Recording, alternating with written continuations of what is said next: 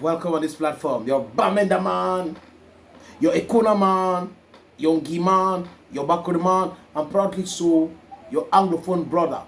Je suis l'homme le plus noir de la terre. Maintenant. Abedam, maintenant. This is me. Samuel Eto'o fils, tu déranges. Le Bantou, le Gambais, tu déranges. C'est quoi cette histoire? C'est quoi l'histoire où il y a un salaire de 3 millions, tu craches sur ça? Tu ne prends pas. Jusqu'à ce que l'Assemblée générale extraordinaire mette ça dans une résolution en disant que tu ne prends pas ton salaire. De 3 millions. Et les amis, si on regarde bien, ce n'est pas seulement 3 millions. Il y a la location de la maison, les femmes de ménage, le chauffeur et tout cela. Si on fait le calcul, c'est à peu près 6 millions que Samuel Eto'o fils crache sur ça. Il ne prend pas depuis 2021, en décembre qu'il est arrivé à la tête de la FECAFOOT. Et quand il le disait, certains discutaient.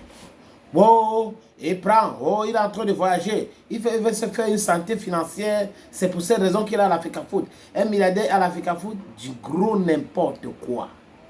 Du gros n'importe quoi. Un milliardaire n'est pas à la FECAFOOT par rapport à quoi? C'est sa passion. C'est sa passion. Il pratique le football, il a toujours pratiqué le football. Être milliardaire ne va pas lui faire fuir son amour. Cette passion-là.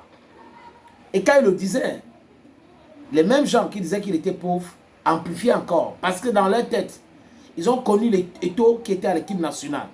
Ces gars impulsifs, qui n'aiment pas le chantage, qui va se fâcher et qui va abandonner. Ils ont étudié Eto'o.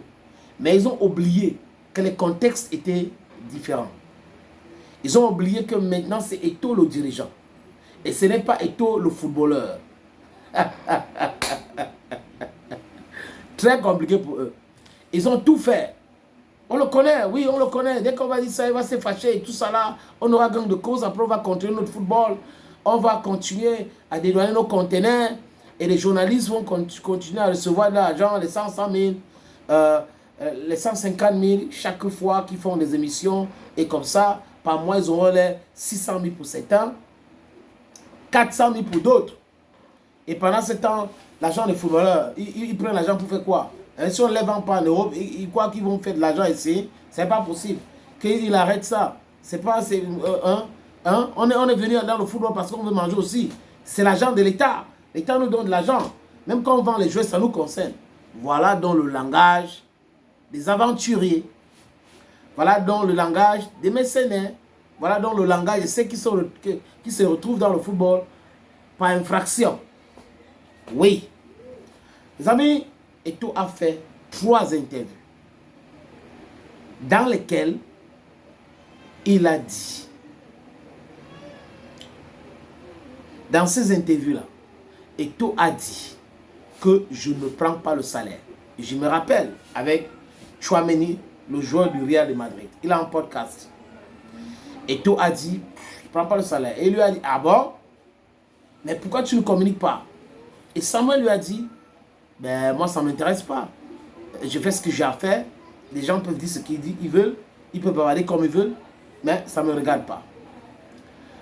Et les mêmes gens qui disaient qu'Eto'o était ruiné ont commencé à raconter des boubards. Parce qu'il a fait ça quand même à Mondovision à 3 reprises. Cette fois-ci, Samuel Eto'o fils était à Paris. Avant la finale de la Champions League. Il était invité, honoré par les organisateurs de Mboa Paris. J'ai vu les images, la façon qu'on l'a accueilli, on l'a annoncé. C'était avec beaucoup d'honneur. Il mérite d'ailleurs ça. Mais mon problème avec lui, c'est qu'il soutient Paul Biya. Il soutient Paul Biya, il ne doit pas soutenir Paul Biya. Paul Biya doit laisser les Camerounais tranquilles. 43 ans, c'est trop. Il ne peut pas prétendre avoir encore 50 ans à la tête du pays. Et les gens qui sont autour de lui sont en train de raconter des choses. Ils ne voient pas comment le pays est en train de dégringoler. Rien ne marche dans le pays. Rien ne marche. Mais bon, c'est son choix. Je ne vais pas le détester par rapport à ça. Il dit cela pour que vous compreniez. Je suis pour l'alternance et non le changement de chaise. Il faut une refonte réelle pour changer ce pays. Parce que le pays est pourri. C'est catastrophique l'état dans lequel le pays se trouve. Est vraiment catastrophique. Bon les amis. Adia, balagola mananga bato la batala bato nje. J'ai parlé le doigt là. Balamana malamato nje. Nanje ne wa. Na som jita. Oure li. Obusi boam. Elle est là boam. 3 millions. Salaire brut. 3 millions pour les autres. Charge. 6 millions. Tu craques sur ça. Tu as l'argent bon. Ça veut dire que tu as l'argent. J'ai discuté avec des amis qui m'ont dit, il doit prendre cet argent-là, c'est son argent. La FECAFOOT doit lui donner cet argent, c'est son argent. Mais ce n'est pas la première fois. Pour ceux qui le connaissent, quand il était en activité, ses primes de match, Mohamedou Idrissou a dit, Eto'o a même donné les primes à Womelen. Il a dit récupérer ça, tu pars avec. Idrissou Mohamedou a dit, et c'est toujours en ligne. Si Womelen pense que c'est le mensonge qui vient de mentir. Il a donné ça à beaucoup de joueurs. Il a fait des cadeaux à beaucoup de joueurs. Et il y a un ancien secrétaire général sur IA Mohamed tombé à Roko. Eto'o aurait abandonné ses primes à ce monsieur pour acheter les ambulances sur l'Axe-Loup. Extraordinairement. Le Cameroun, c'est le seul pays au monde où on parle de Axe-Loup. Les gens parlent d'autoroute, on parle de Axe-Loup. Et ce monsieur était fâché avec Eto'o parce que Eto'o a voulu savoir s'il avait réalisé cela. Et les tombes du Cameroun ont les gens comme lui et tout ça. Vraiment, c'était une honte à l'époque là. Donc, ce n'est pas nouveau. Révisez vraiment vos narratifs là. Changez un peu. Parce que ça ne cadre plus. Vous voyez, il est pauvre, il vous montre une partie de ses biens. Il a divorcé, il a divorcé, il a divorcé. Il vous montre qu'il est toujours avec sa femme. Et sa famille, il vous montre encore que oui, il est solide avec sa famille. Compliqué pour vous. Il ne prend pas ce salaire. Il disait que les amis m'ont demandé, sénateur, toi qui peux être proche d'Eto'o, est-ce que tu ne penses pas qu'il faut lui dire de prendre ce salaire? Il dit, mais je ne suis pas proche d'Eto'o. Je ne suis pas un proche d'Eto'o. Il a ses proches. Je ne suis pas non plus un défenseur d'Eto'o. Je défends la vérité que M. Eto'o fait. Quand il fait des choses correctes, il faut défendre.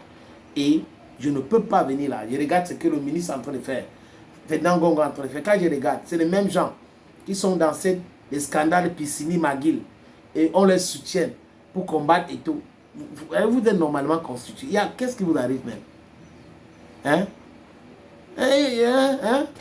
Il y a même certains qui ont commencé à dire que oui, l'argent de fonctionnement de son cabinet est gros. C'est pour cette raison qu'il ne s'occupe pas de son salaire. Les mêmes gens-là, si on les donne 50 francs, ils vont prendre avec 4 mains, même s'ils ont 1 million. C'est des gens qui sont cupides. Tout le monde n'est pas cupide comme vous. Et le gars, il veut bien du football. C'est pour ça qu'il ne prend pas le salaire. Il ne vous gronde pas. C'est juste une façon de parler. Thank you, friends, and bye-bye.